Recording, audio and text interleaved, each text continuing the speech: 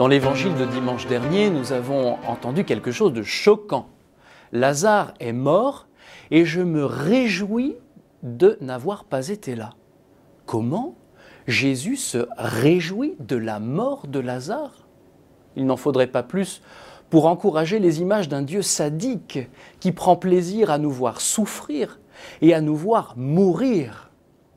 Mais ces images sont des caricatures de Dieu, des caricatures qui circulent depuis très longtemps.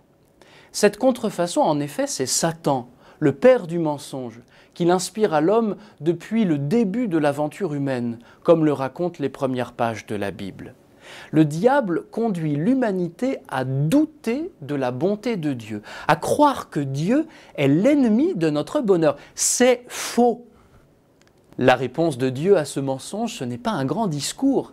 Sa réponse, ce sont les larmes de Jésus devant le tombeau de Lazare.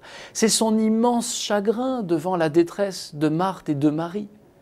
Dans la Bible, on apprend que Dieu n'a pas fait la mort, qu'il ne veut pas la mort du pécheur, qu'il est le Dieu des vivants. Mais ces versets, on a beau les répéter, ils peinent à se frayer un chemin en nous. Alors, la parole de Dieu prend les grands moyens.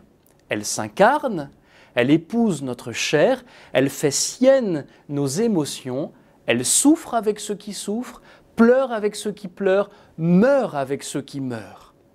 En voyant Jésus pleurer sur Lazare, les Juifs disaient « Voyez comme il l'aimait ». Et l'Évangile le répète, Jésus aimait Marthe et sa sœur ainsi que Lazare. Eh bien, chers amis, il est temps que nous laissions les larmes de Jésus fendre nos cœurs.